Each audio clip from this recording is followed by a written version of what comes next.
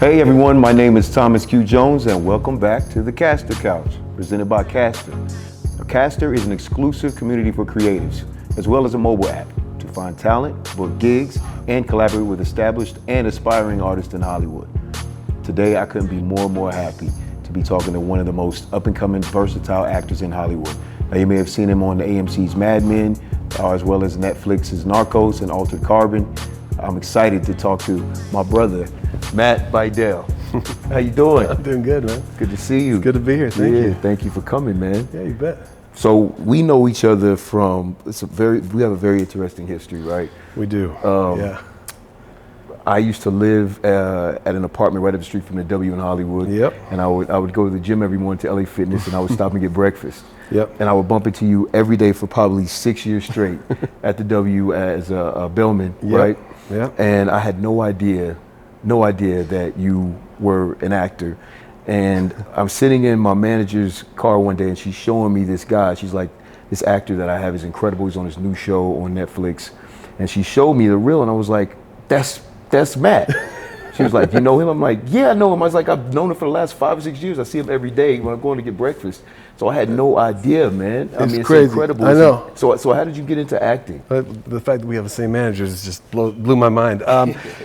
You know, I got into acting in college, I guess, like a lot of people do. I always kind of think in the back of my mind wanted to do it.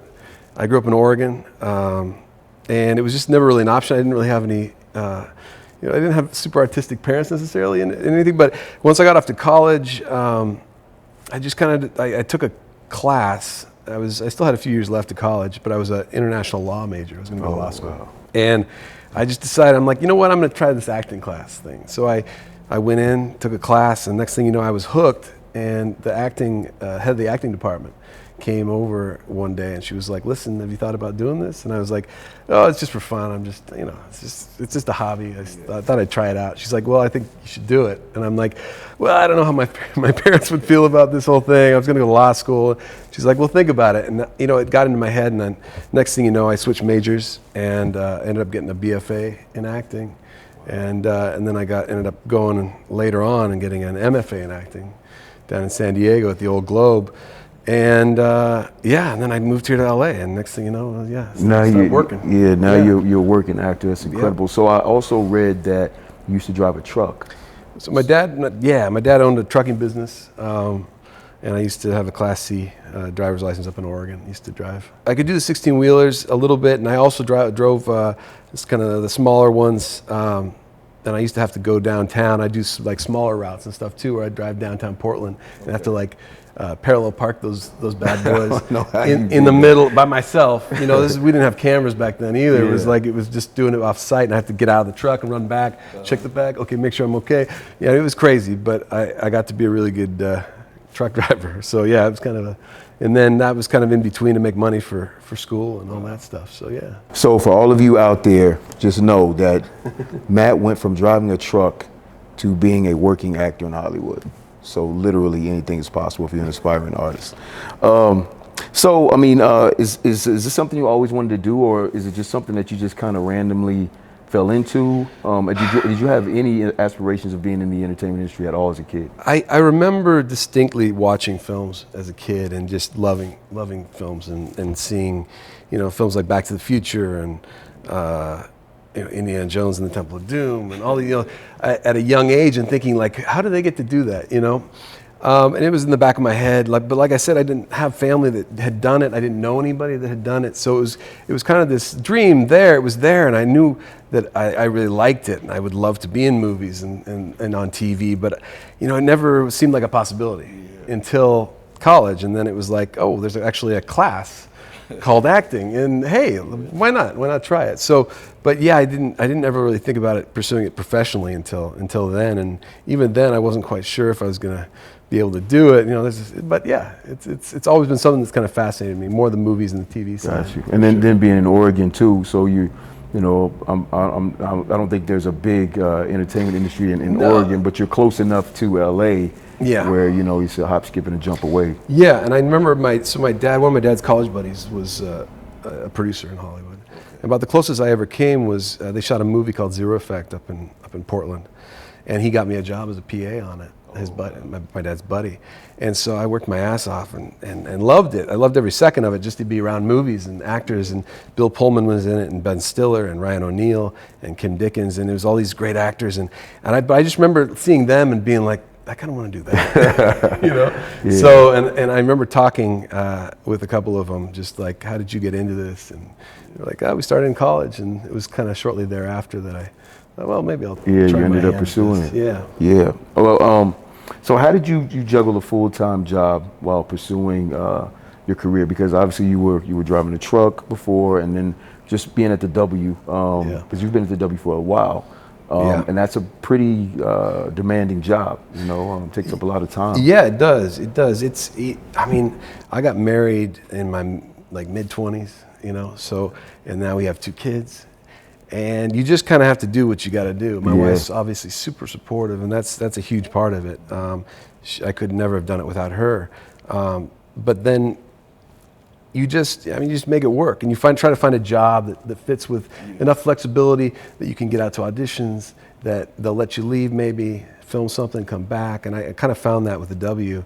And it's funny because even to this day, I just barely got back from Mexico, and I was on one of the biggest shows in the world as a series regular. Can you talk about it? I can't talk about it, but I may or may not have been on it already if you look up my IMDb. But I came back and I was like, you know what? I'm going to pick up some more shifts at the hotel. It's just because LA is an expensive town. And like I said, I got 2 kids. You just do what you got to do to keep this dream alive, to keep pursuing it, because I know it's something that I really want to do and that I love. So, well, something you want to do and something you're great at. Well, thank you. Great at because I've seen you in like I said, Mad Men, a couple of other projects, and the one project that really stuck out was Altered Carbon. What was that? When I saw the reel, and I didn't know it was you until I heard you talk. You had a bald head, tattoos on your head. You're speaking Spanish. You're speaking like what did it take for you to get in that character? I had no idea that you were that guy. Well, thank you. First of all, that was one of the fun things about it. It was so different from who I am as a person, which is I think what we all want to do as actors. I think that's why we get into it, play these characters. It was I don't know. It was one of those things, and I remember it distinctly when I first got it. I got the audition. I remember I was actually heading out of town to go visit my sister in another state, and my agent called and said, "I got this audition. It's the craziest, probably hardest audition I've ever sent anyone in my life." I'm like, okay, let me take a look at it. Like, you're going to go in, you're going to meet with April Webster, big, huge casting director on Monday, and da-da-da. And I was like, wait, hold up. I said, remember, I'm going out of town. Yeah. He's like, okay, all right. You could probably put yourself on tape, and then maybe you can get called back later after you get back from your trip. And so I ended up putting myself on tape. I looked at the sides, and I was like, it was these pretty big scenes, 3 scenes, all 3 different characters, completely different characters. One was a neo-Nazi gangbanger. Yes. One was a Mexican abuela. Yes. And one was a Russian assassin, guy, And so I was just like, wow.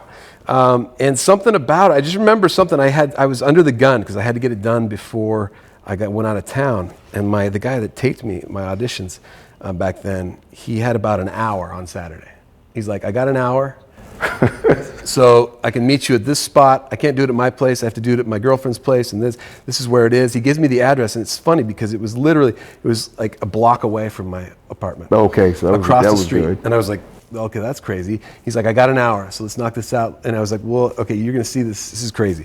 So I ended up knocking it out, and what's crazy about it, I just kind of, it happened when I even looked at the script. I remember reading it and just thinking, I don't really have many questions about this. Something just feels locked in. I just felt like I knew. First of all, I knew the abuela. I had spent time in Mexico when I was younger, and I knew that woman. I just felt like I know that. And you were fluent in Spanish. And I was fluent in Spanish, and I was like, sweet. So and that once I was comfortable with her, I just kind of I just played around with the other 2, and just had a blast. And I just put it on tape, sent it in. By the time I got back from visiting my sister, I got a call from the network, my agent, and Martha, my manager, and basically saying, you're their guy. Netflix Wow. wants you. Miguel Sapochnik, who's like, Huge. Emmy director of Game of Thrones. Yes. He was like, he wants you. The showrunners want you. You're their guy. I'm like, oh my gosh. So off the tape. Well, that says a lot about your ability because, most actors, they get that kind of material, they're stressed out about it. They're trying to figure, especially 3 different people. And for you to say, and to only have an hour to get these 3 people, down in this in this creative space, says a lot about your talent, your work ethic, and then just your natural ability. If you haven't seen Altered Carbon on Netflix, you gotta check this show out. He's incredible in it. Incredible. Literally, when you're watching this now, if you watch this afterwards, you're not even going to recognize it's him. That's how incredible his performance is. From just the different languages you're speaking. Yeah. And it's very intense. Very intense show. It is really intense. It's super dark. I remember they about the shaved head too. I remember they came to me. I was up there and I'd grown out my beard pretty long by the time they started shooting. And they were like, we're not sure what we're going to do with your hair. And I said, well, I'm a neo-Nazi gangbanger. Like, let's just shave this off. Let's shave this shit, Yeah. And so they were like, wait, you'll do that? And then I was like, yeah. And then we can tattoo my head. And they're like, yeah. I remember the showrunner was like, really? I'm like, yeah. She's like, okay, let's do it. You're committed, and that's why the character's so incredible because you really fully committed to it. It was a blast. Which is great. So the audition process in LA, I mean, obviously, you're more comfortable now. You've been doing it for a long time. Yeah. Do you find it still annoying, enjoyable? What about the audition process would you say is the most taxing? The most taxing, I think, is when it's probably still the same thing where you go into a room and there's just a ton of people and they're running behind and. To try to stay focused and stuff. I actually like, and I'm glad that the industry's kind of turning this way, is that there's more and more where you put yourself on tape and you have control. And I like that, and I can do my best stuff. And I don't have, because I do believe that auditioning is a different art form. It's completely different from what you actually end up doing on set, and whereas if you're able to tape yourself, you can kind of picture yourself, okay, on set, your buddy that's reading with you can pretend, and there's the director. You can kind of set that up. But when you go in an audition room, you've got, you might be in this tight space, and there's like 14 people, and you're crammed in there. It just feels weird, and it just feels like a whole. And you're in the waiting room, that whole, mind game, and that's so. I think that the waiting room and that whole thing is still what kind of gets me the most. Even I did it last week too again, and it was like. It's just kind of the audition process is always going to be what it is. Yes, it is, which is stressful because I studied scene study with Ivana Chubbuck and Franz Turner, and then I didn't when I first started acting that I was only in the scene study class. I had no idea that the audition technique was totally different process, and then I ended up getting in Scott Sedita's studio, and so I had for 3 hours a week audition technique. And then scene study for 3 hours. Yeah. So fusing the two really helped me because when you go in an audition, it's totally different than being on set. And self-tapes are a lot more easy because you can mess up your lines. Say, start over. And there's you don't have those nerves. You know? And the nerves come from the audition and having to sit there and having to be all these guys, mumbling and going over their lines next to you. Yeah. And you can hear the people in the room next door to you doing the audition, and it's just like, oh, he's doing it like that. It's you start playing mind games with it. It's just like it's crazy. So. It is. Okay, so what are some of your inspirations as an actor? So my inspirations. I've always loved the old school like character kind of actor guys. The guys that you see their face, you recognize them, but you don't really know who they are. Like the Stephen Langs out there, and these guys that a lot of them have done theater for years and stuff too. And the guys that transform, and luckily in the last couple of years I've kind of gotten to do that myself. But those are the guys I was always kind of drawn to. I remember I would always look them up. Yeah. Who is that guy? Yeah. I've seen him before. And you look him up. He's like, oh yeah, he's from this. I love those guys. Those old school working actors. Yeah. Well, speaking of Stephen Lang, he was in Don't Breathe, right? That was the last one he was in, and I had no idea that was him. Yeah. And he had an incredible role in that movie. That movie was incredible. He played this blind guy. If you haven't seen Don't Breathe, you should see it. Stephen Lang is incredible in that film. But it's guys like that. It's guys like that too that I would meet at the hotel, as well. I met Stephen Lang Oh, there. wow, okay. You know, nobody else recognized him. And there's a British actor named Mark Strong, who's also a great character actor and done a lot of stuff. He does a lot of villains, and I love those guys. And Jeffrey DeMunn, who was on Walking Dead, and he's done a lot of Frank Darabont stuff. I mean, they've been acting for years and years, and I would just soak it up. I'd ask them questions, and they just, you know, they loved it because they were like, oh, this guy's really interesting. He knows what, you know. And I don't think a lot of people necessarily recognize him, but they were awesome. Well, you took full advantage of the opportunity in the job, you know, Yes. and you recognized where you were. Yeah. And a lot of people, they appreciate, you know, when someone asks them about, you know, their work, and they recognize their work, you know, because a lot of people, they put in Hollywood, they put a lot of time and effort into their work, and sometimes it goes unrecognized, you know, depending on the genre of film. You know, if it's not necessarily a mainstream film, it may go over people's heads. Mm-hmm. Some people may miss it. So I'm pretty sure that you know, they were happy that you recognized. Yeah, they were. And I remember work. Jeffrey DeMunn, he was there for, I don't know, probably a week at the hotel. I'd see him every morning. He'd come down, and one of the last things he said to me is like, Matt, I know you're just starting out here in LA. He's like, give it 10 years. He goes, if you're not willing to give it 10 years, don't do it. Don't even go. He's like, 10 years. And it's funny because it was like, I was approaching that 10-year mark, and I would always think about it. And it was right around then when I hit I got the Altered Carbon gig. Wow. You know, and it was right then, and it was like, okay, he was Perfect right. You got to timing. put in your time. Yeah. You know, and he was right. You know. Yeah, it means a lot of times if you get something too early, you're not ready, and then you might mess it up or screw Yeah. it up, and then you would have wished you had more time to get prepared. So everything happens when the Yeah. time is right. Okay, so what has been your favorite role to play so far?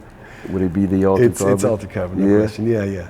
I mean, yeah, to get to play those three different characters and to get to do stunts, and I mean, Altered Carbon is one of the most expensive shows of all time. Yeah. You know, to get to be on those sets, and it was unreal. We shot up in Vancouver, and the costumes and everything was just like, they spared no expense whatsoever, and it was just great. And then the experience of getting to play those characters as well, it was just, I don't know. Yeah, don't get chances so to you do had a that. chance to play three of your favorite roles in one. Yes, which is essentially. unique. Yeah. But the Abuela was my favorite.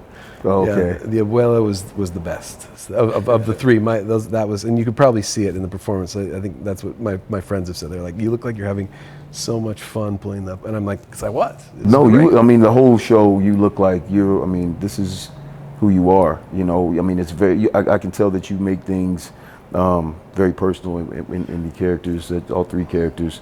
And then just to see you fluent in Spanish is like, it's really dope, man. You know what I'm saying? It's fun to be able to use it finally. You know, I've honestly, before Altered Carbon, I'd never gotten an audition. Maybe I'd gotten a couple over the years, but not much. And I don't know if there was just less out there, or my agents just started using that more, and Martha started using that more to market me. And but in the couple years since Altered Carbon, it's definitely, I've had many more, and even on this show I just got back. Yeah, the show that we can't I mention. to do a little bit.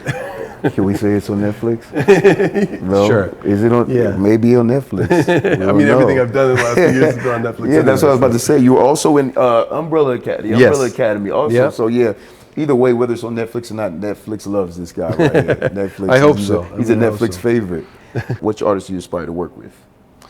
Ooh. Clearly, you're an actor's actor. So I'm pretty sure that Yeah. there's someone specific that you like to work with. You know, I would love to work with Mark Ruffalo. Oh. Yeah, I've always loved him ever He's since dope.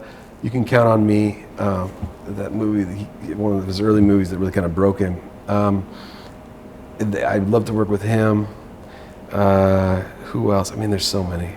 To think of. Yeah, I mean, any of those That's a tough character question. actors that I mentioned would be great to work with too. So and recently I've been a huge fan of Fleabag. It's a show on Amazon. And, Okay. Phoebe Waller-Bridge. Man, Oh, she's wow. fantastic. I'd love to work with her. Yeah, I mean, there's so many out there. Yeah. So just whoever, not anyone in particular, just whoever's great, right? Well, Phoebe and Mark. I'll start there. You start there. I'll start Okay. there. Those are two good choices. Yeah. Okay, so we have random question time. Yeah. Okay. All right. You ready? I'm ready. Okay. Uh-oh. Favorite movie of all time? Ooh. Jaws. Oh, Yeah. Okay, I was just why thinking about Jaws? this the other day. Jaws. There's something about that. I can watch it over and over again. Yeah. I love it. I love it. And then you think about all like the disasters behind the scenes that were going on. Yeah. I mean, there's something about it. I love. Jaws is one of those movies I could see because I remember watching Jaws when I was a kid, and I'm from Virginia, but I'm not from like the eastern side. You know, I'm Yeah. towards the mountains. Yeah. So there was an ocean, maybe. But you know, just the fantasy of that, and seeing the shark, and then just the performances too. Yeah. And then all the great actors that were in those early Jaws movies and ended up becoming huge stars. Yeah. It was crazy to see. I mean, they always show the same Jaws over and over again on like HBO or Showtime and stuff like that. Lou Gossett Jr. I remember he was in one. It was Dennis Quaid. Dennis Quaid. Yeah. I mean, I like those as well, but the original I've seen probably 20 times. Yeah. Okay. Last TV show you binged? Last one I binged, True Detective season 3. Okay. That's a great show. Yeah, it's great, and Mahershala Ali was he's incredible. unreal. I mean, Mahershala that guy. incredible. Oh, I want to work with him.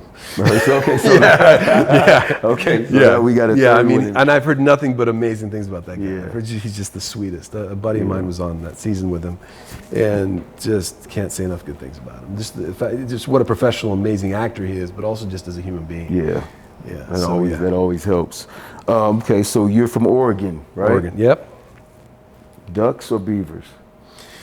I'm a Ducks guy. You're a Ducks guy. Yeah, I've always been a Ducks guy since I was young. What is it? The uniforms? I think the uniforms I always thought were kind of cool. They were always better. I mean, not always, but for the most part, they were better. Corvallis is not as cool as Eugene. Okay. I don't know. Who knows? But I have no ill will and nothing towards the Beavs either. Steven Jackson, who played for the Rams for all those years, was really cool with him. I played, and he was an Oregon State guy. Yeah. So, and I got to know Chad Johnson, Ocho. Ocho Cinco. And he's an Oregon State guy too. So I like the Beavers. I'm gonna root for either one. If they're playing each other, probably you gotta root go for the Ducks. Yeah. Got you. Okay. What song were you listening to on the way here? Oh, geez. I walked over. What song did you have in your headphones? Well, this is the sad part, is that because I have kids, the Baby Shark song. It's funny. Okay. I mentioned Jaws, but that was in my head. There's this song, there's this YouTube video, Baby Shark, and it's the most annoying song in the world. And when you have kids, they like to listen to that kind of stuff all the time, and so those kind of songs get stuck in your head. So that was in my head as I was. So maybe Jaws was a product it's funny. from a product of and the I love song. sharks, but I don't like that song actually. So, Okay. No All more right, Baby we'll Shark. scratch that off the And don't playlist. look it up, or you're done. Okay. You're done. I'll be sure to not look it up. Favorite city? Favorite city? I mean, I have to say Portland. That's Portland. where I grew up. Yeah. Got you. Favorite food? Favorite food? A great cheeseburger. Yeah, you really can't beat a good cheeseburger. Even though I've been in LA, I've become pescatarian. Oh. Yeah, I fell for That's cool. That's my wife's pescatarian, so. Yeah. She goes in and out, but yeah. But a good cheeseburger on a cheat day is not bad. Yeah. And so you got a lot of good options here now. Yes, exactly. In-N-Out Burger. Yeah, it's. If you come to LA, you gotta go to In-N-Out Burger. Probably the best cheeseburgers. As far as probably in chains town. go, definitely. Yeah, In-N-Out Burger is incredible. So finally, what is some advice that you would give someone who's wanting to follow your path, get into Hollywood, and take their career to the next level? It's funny. I just chatted with him on the way over here. I saw a guy that I knew from the hotel way back when, and he had seen me on Altered Carbon. He's like, "Was that you?" And I was like, "Yeah." And he's kind of gotten in. He's into acting now and stuff. And he's like, "I don't know. I think about giving up." And I think the biggest advice is just to keep working on it in whatever way you can. And whether that's doing projects, student films, whatever you can, but keep working and keep going. Yeah. You have to be resilient. Just like Jeffrey DeMunn told me all those years ago, it's like you have to be willing to put in the time. Yeah. Put in the time, and don't, you can't be egotistical about it. You just, if somebody, it gives you a chance to do it, and you can manage, if you can swing it, then do it. There's a lot of theater in LA, and a lot of it doesn't pay very well. But if you can swing doing it, to get that chance to get out there and act, do it, or take classes, or get together with your friends and read plays together, whatever it takes. Just keep doing it, and don't give up. Wow. Yeah. Well, I appreciate you taking the time to come talk to us at Castar, and congratulations on everything you're doing. I've known you for a long time, and I've seen you obviously grow and elevate, and you're an inspiration to a lot of people out here, man. So keep going. I can't wait to see what this show is that he can't tell us he's on. It's gonna be. It might be on a streaming network platform, maybe. Maybe. No. Maybe Netflix. I don't know. Either way, I know you're going to be great in it, man. Thank you so much buddy. for coming and joining us. Appreciate it. Thanks for having me. Thank you. Well, that's another episode of the Castar Couch. Thank you all for tuning in. Make sure that you like our page and subscribe at the bottom. For the hottest talent in LA, download Castar. To find the hottest gigs in LA, download Castar. And we'll see you next time here at the Castar Couch.